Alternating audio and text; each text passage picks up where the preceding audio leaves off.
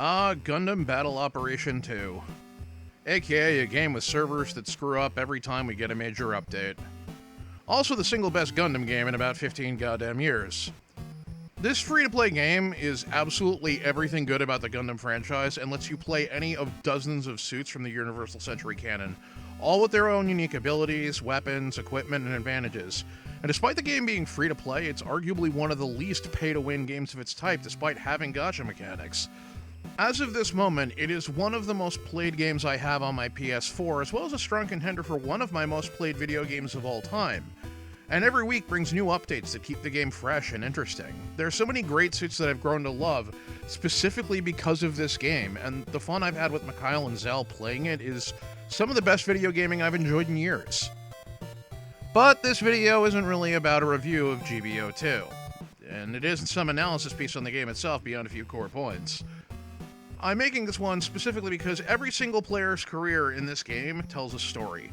Because of the pseudo-random nature of the game's gacha system, there's only a few ways to guarantee that you get the stuff that you want, namely spending tokens at the right time, spending tickets, or buying it directly from the DP shop.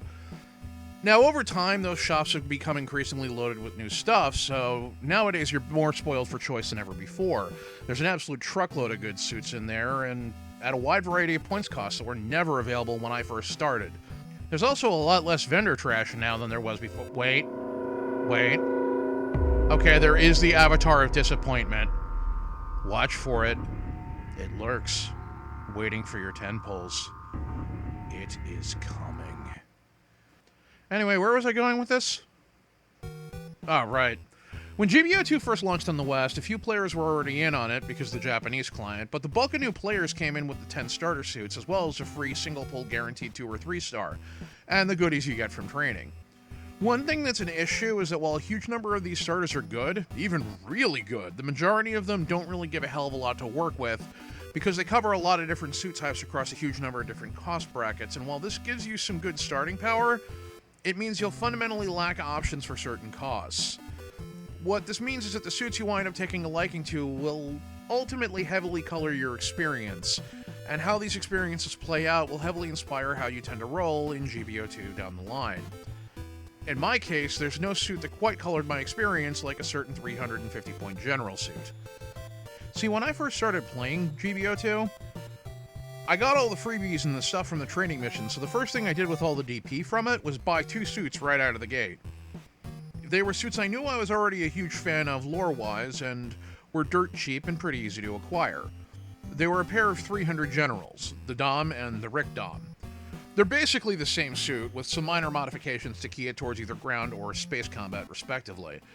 And while their main battle strat of stun to melee is a pretty common one, they're so durable and fast compared to literally everything else that came before them that it's actually kind of ridiculous, especially if you're used to using the high-level versions of lower-level suits. So it's a few days into my playing Gundam Battle Operation, and after a match, a bronze crate delivers directly into my hands a brand new suit. Specifically, the Rick Dom 2. The Rick Dom 2 is a 350-point, 1-star general suit with space specialization, but it can be used on the ground too.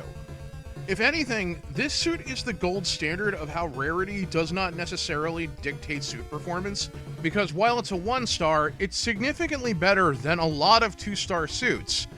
And not only is it better than the Dom and Rick Dom, it's way better, being able to outshoot and out-melee both of them.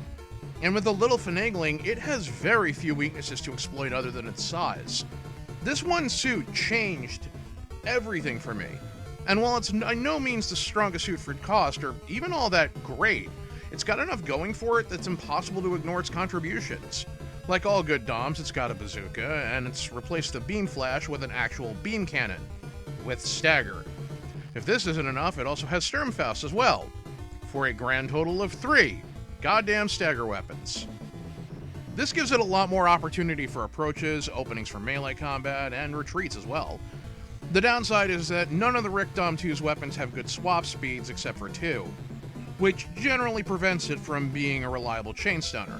But when you can do enough damage from afar to pick and choose, or use opportunities to get in, melee, swap to another weapon, stun someone else, swap to the heat saber again, and then swap to your third option, just in case someone wants another go, is kind of crazy for a suit of 350. especially given its above average toughness and access to emergency evasion. But let's just say that isn't enough for you. Well, don't worry, because the Rikdom 2 can also use the MMP-80GN, just in case you're one of those people that can't stand conventional Blue-Zuka strategies, so you can still have 3 instant stagger weapons, and can chain stun, and gain a plinking weapon as well. And while there's a definite argument to be made that this is nowhere near as good as the Rikdom 2's unique bazooka variant, it's definitely a viable option and can give you a lot more tactical options than you had before. The Rikdom 2's bazooka is one of its big takeaways. Because of it, it does almost 20% more damage before ranged boosts than the other DOMs. Counting range boost, it does significantly more. Like, it's not uncommon at 350 to see it knock off like 3,000 damage off of a raid. And while it's mostly used to set up for melee, you can easily use it to control distance along with your other stagger weapons. The downside is, it's one of the slowest bazookas in the game, and it holds very little ammo compared to the giant bazooka. It's also used by the Gyaneos though, and getting the Rikdom 2 also grants you the level 1 version of this bazooka, which means upgrade for the Rikdom 2 will also benefit the Gyaneos, which similarly is a great suit for cost. In the same vein, it also uses the same heat saber as most of the other DOMs, so grabbing the upgraded versions of that is an upgraded version for all of them. Upgraded versions of the Rikdom 2 go up to 450, so the Rikdom 2 actually has a surprisingly long viability period. In fact, I had all 3 variants of the Rikdom 2 within my first 2 months of play, and because of this, it's currently my 4th most used general after the Gelgoog Marine Commander type, Dizha, and Gelgoog High Mobility type. What's so ridiculous about all of this is, you get it on a goddamn 1-star.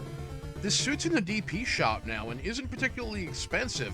Anyone can get the thing the second they hit Corporal. And it's not only better than a lot of 2-stars of this tier, it's better than many 3s. The Peasant Watch comes in at 400, and while it is a very similar suit and ultimately a bit stronger, especially in the hands of someone who knows what they're doing, rarity alone ensures it shouldn't be close. But it is.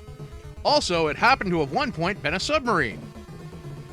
I'm not even joking about that. At one point or another, the Rikdom 2, due to a coding error, had water specialization, so for a very short period of time, it moved at full speed in the water. Mikhail, Zel, and I make jokes about the Rikdom 2 submersible type to this very day. And that, ultimately, is the point of this whole video. One stupid suit I got as a common drop was the difference between me simply enjoying this game and outright loving it.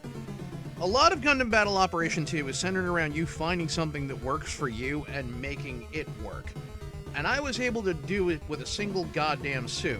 So in theory, anyone can.